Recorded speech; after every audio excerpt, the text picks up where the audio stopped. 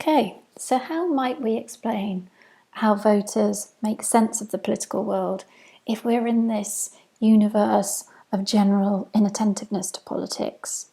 Well, we're going to be going back to the middle of the last century to really introduce the formalization of these ideas that were coming out of the more sociological literature at the time. So first, I want to talk a little bit about the People's Choice, which was really a groundbreaking study that went out and surveyed people really about their motivations for voting. So it was from a methodological point of view, a pretty novel approach, this large-scale survey, and the results are reported and culminate in the People's Choice. The book, or at least a reference to the book, is on the reading list. So the two key research questions that the book set out with is really understanding why people vote, so their motivations for voting, but also the extent to which cues or sort of campaign efforts by parties, what kind of effect does that have on voters? So if they see political campaigns, if they're exposed to information, what type of influence does that actually have on a voter's choice? Now, while there are lots of details in the book, we're not going to go into all of them. I really want to just draw out two of the main takeaways, I think, for our purposes. And in particular, that second aspect. So if we're thinking about parties investing time and energy on issues, trying to get people to vote for them by emphasizing issues like we talked about in the last lecture, what kind of effect does this actually have on voters' actions? So one of the main findings that the book came up with was that exposure to these pieces of information or these messages, it really just reinforced the choices of the people who had already made up their mind. So people who had kind of already decided who they were voting for, exposure to this new information about policy positions or sort of information about issues would just reinforce those choices. So it's not necessarily going to change their mind, but you feel safer and more secure in the choice that you had sort of already thought about. But secondly, they also found that this sort of exposure to information seemed to motivate what they call the latent predispositions of uncommitted voters. Now, what does this latent predisposition mean? Well, we can think about these kind of predispositions or motivations as lurking in the background. So they're not necessarily things that we are always conscious of. But we might be predisposed to taking certain types of actions, even if we don't have explicit preferences over one form of action or another. So these kind of undecided voters, exposure to information about parties taps into something that's hiding in the background. Now, really importantly, these latent predispositions are not random. And the authors find that they're actually associated quite closely, according to the data, with three particular social characteristics. And these three characteristics were class status, racial or religious identification, and the region where you lived and whether you lived in a rural or urban setting. So essentially what the authors are finding is if you're an uncommitted voter and you're working class, let's say you're a white Christian living in the rural South, you would vote one way. If you're a working class black person living in, say, Chicago, you might vote a different way. So given certain social characteristics, you're predisposed to voting in a certain way, or at least exposure to political information taps into this predisposition, but that predisposition is significantly associated with various social characteristics. So voting in this sense really has very little to do with the issues of the day. It's really about who you are and your place in society. Now, even if we think about this idea intuitively, it seems to make a lot of sense. So even today, we kind of see quite a clear demographic divide in party support in most countries, if not all, around the world. So this was a very neat kind of idea of actually voting isn't about issues at all. Where you come from and who you are in society largely predetermines who you're going to support politically. Now, this is quite a neat idea, seems intuitive, but can you think of any potential problems with this idea? And now I'll give you a minute or so pause the video and have a little think about what might be actually wrong with this idea, or what kind of things doesn't explain.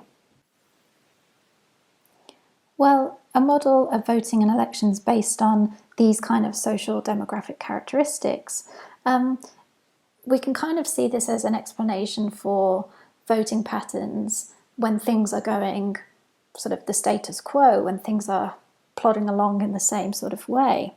But it does less well if we're trying to explain changes or kind of swings in party support. So we don't see huge swings in demographics or these social characteristics, at least over the short to medium term. But we do see changes in partisan support over these similar time periods. So if we are getting changes in party support but not social characteristics, this type of model has problems in kind of explaining away those changes and swings. So it's possible that, I guess, these types of swings or these changes in partisanship from election to election are kind of blips in the sociological model, and that kind of once these blips are over and done with, then people go back to voting according to their social status.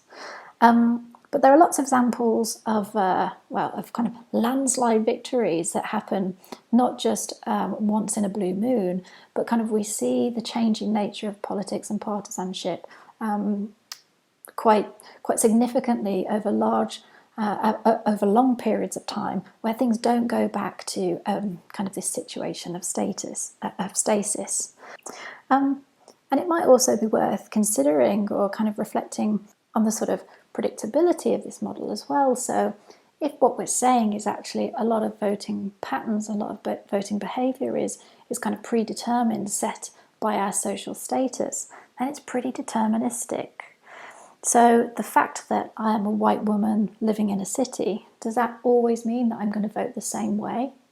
The sociological model has little give in it in order to kind of explain any other situation in which I change my vote.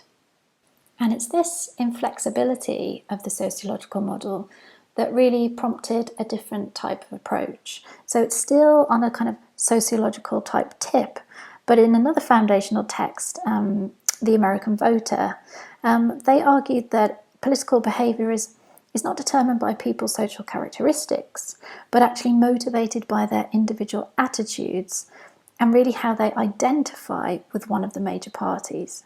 So it's not kind of a predetermined given attachment between my social status and a party, but actually how I personally identify. So just to kind of make clear up front that here we're not seeing party identification and voting kind of voting record as the same thing. So just because I vote Labour in every election doesn't automatically mean I identify with Labour. Likewise, even if I identify with Labour, it doesn't necessarily mean that I will vote for them in every election. So this kind of analytical distinction is important for the normative basis of the theory, and kind of what it means to identify with a party is to have some sort of internalized sense or kind of a psychological affiliation or attraction to that party. So it's not just a case of I like the party, I vote for the party all the time, that means I have that party's identity. It's more about this kind of internalized sense of identity with that party. So the authors kind of relate this in a similar way to the affiliations that we have with other types of social groups, with race, class, religion. But just because we might share those cultural characteristics in a kind of objective sense, that doesn't really tell us how much we internalize them and see them as part of our identity. So again, we can kind of think of ourselves in this situation. So think about yourself. I'm a British woman. Do I necessarily internalize a sense of Britishness in my identity? Different people with that same kind of cultural characteristic are going to internalize that characteristic to a different type of extent. So it's really that kind of internalisedness, or the extent of that internalisedness, that's kind of at play here. So different people will identify with different parties, and different people who identify with the same party will identify in different degrees. So kind of on this basis, we'll see that some people will be strong partisans and others will have kind of a weaker affiliations with parties based on kind of the degree to which they identify with those parties. And so the authors of The American Voter argue that it's kind of this strength and direction of partisanship that really predicts how people evaluate parties, and also kind of in their assessments of leaders and the policies and what type of position they'll take on the issues is kind of determined by this strength and direction of partisanship. And a really important point here is that unlike the issue-oriented approach that we encountered earlier, the causal arrow here is running from party identity to issue position, not the other way around. So it's kind of echoing the data that was in the introduction. So we're not saying that people choose issues first and then parties sort of associate themselves with those issues. This kind of approach, or this kind of perspective on things that was set out in The American Voter, says that the causal arrow in fact runs the other way around. So first you identify with a party, and dependent on what kind of policy positions that party takes, you follow them and your support for that issue because the party heads towards that position. So that's really important in terms of kind of the way that the relationship is working. So identity is prior to issue in this sense. And so in a similar way to the People's Choice, the authors argue that actually these sort of affiliations, or these internalized sense of identity and emotional attachments to parties, are set quite early on in life. So you might have inherited these kind of feelings from your parents, or from kind of early socialization. So you're kind of, speaks to your place in society. But they do create an opportunity to accommodate change. And there's sort of two avenues through which you might change your mind, or you might change your partisan affiliation. Now, one of these is kind of if you have a change in your own personal circumstances. So I don't know, maybe you grew up as a kind of loyal Labour supporter, your parents are loyal Labour supporters, but you fall in love with a Conservative. Perhaps you might end up changing your party identity because of kind of changes in your own personal individual circumstances. And other things that might create opportunities for shifts are things like war, recession, kind of the way, kind of dislocations that might change or shape the way that we identify with particular political parties. But again, even though we've got this opportunity for change in the American Voters version of the kind of sociological model, these kind of dislocations would need to be quite intense in order to create shifts in most people's party identity. And actually, they would argue that party identity does seem pretty stable over time, although we do have potential for shifts at the margin. And it's really these two ideas together that set up our kind of more contemporary interpretation of identity in terms of political behaviour and decision making. And that's where we're going to turn to next.